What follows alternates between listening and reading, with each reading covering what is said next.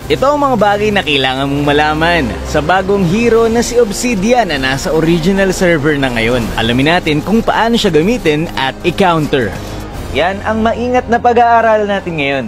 Umpisahan natin sa kanyang passive. Kapag inaatake mo ang kalaban, makakagain ka ng tinatawag na bone energy. Ito yung nasa baba ng HP niya. 30 stack ng bone energy ang kailangan mo para magkaroon ng bone shard. Ito naman yung nasa may level. Kapag may stack ka na ng bone shards at inatake mo ang kalaban, makakatanggap ng additional damage ang kalaban mo depende sa dami ng bone shards mo. At 25 ang maximum stack ng bone shards. Kapag minions ang inatake mo, isang bone energy lang ang dadagdag sa'yo kada basic attack. Pero kapag hero naman ang inatake mo, 2 bone energy ang madadagdag sa'yo. Pero ang pinakamabilis na paraan para makapagpa-stack ay pag gumamit ka ng skill 1 sa kalaban. Dahil 3 stacks agad ang dagdag sa bone energy kapag skill.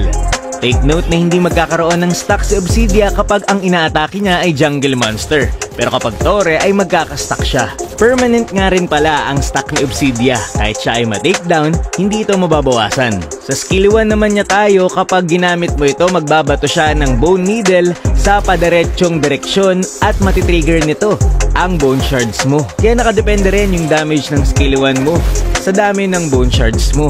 At dahil nga mas malaki ang stack mo kapag skill ang ginamit mo, maganda kung sa early game ay skill 1 ka lang para hindi agad ma-takedown yung mga minions at makapagpa-stack ka. Kapag late game na, isang skill 1 mo lang, ang sakit na ng damage.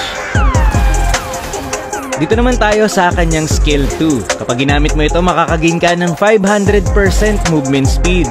Kaya kung feeling mo ikaw ay nagdadash, hindi ka nagdadash, bumibilis ka lang maglakad. At hindi ka makakatago sa mga pader kasi nga movement speed lang ang bigay ng skill 2. Pero kapag naka-ultimate ka naman sa kalaban, makakatagos ka sa mga pader gamit ang skill 2. Yung ultimate niya, i-hook mo yung kalaban pero ikaw yung lalapit sa kanya. Pwedeng tumakbo ang kalaban mo pero hindi siya makagamit ng flicker or kahit anong dash skill. Pero yun nga, kahit saan pumunta ang kalaban mo ay masusundan ng ultimate mo kasi nakatali ka sa kanya. Pero pwede mo namang i-cancel ang ultimate mo kung sakali. Kapag may naultihan ka rin na kalaban, bibilis ang cooldown ng iyong skill 2. Huwag mo lang gagamitin ang skill 2 mo bago ka mag-ultimate kasi hindi mo na ito may spam. Kailangan may skill 2 ka bago ka mag-ulti para may spam mo yung bilis ng lakad mo. Pag nag-ultimate ka rin sa kalaban, makakagain ka ng 5 temporary bone shard. So yan, tignan nyo buti, 25 yung maximum stack ng bone shard, diba? Pero nung tumama ang ultimate ko, naging 30 yung stack nito. Pero 3 seconds lang ang itinatagal nito. Take note na kapag tinamaan mo ng ultimate ang kalaban, may stun ito ng saglit kaya pwede mo itong pang-cancel ng mga skills. Sino nga ba ang counter sa kanya? Dito sinubukan ko si Karina kung gagana yung return damage ng kanyang skill 1 doon sa passive ni Obsidia. Pero yun nga, kung makikita nyo, hindi bumabalik sa akin ang damage kahit naka-skill 1 si Karina. Kay Lolita naman, kapag ikaw ay nag-basic attack, maharangan niya lahat ng bone shard mo. Pero kapag malayo ka sa kanya, hindi ka tatamaan ng bone shards. Pag malapit ka sa kanya, dun lang babalik sa'yo ang damage.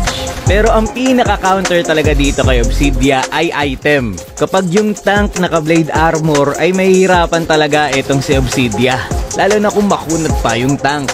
Samahan mo pa ng vengeance. Nako, ang sakit talaga. Totoo lang guys, kahit hindi Beleric ang gamit nyo, basta makunat tapos naka-blade armor, ang sakit na talaga dito kay Obsidia. So yun nga, bagong hero pa lang itong si Obsidia at marami pa tayong matutuklasan dito. Pero so far, kung ayaw mong kalaban, iban mo. Yun lang for this video. Maraming salamat sa panonood and to God be the glory.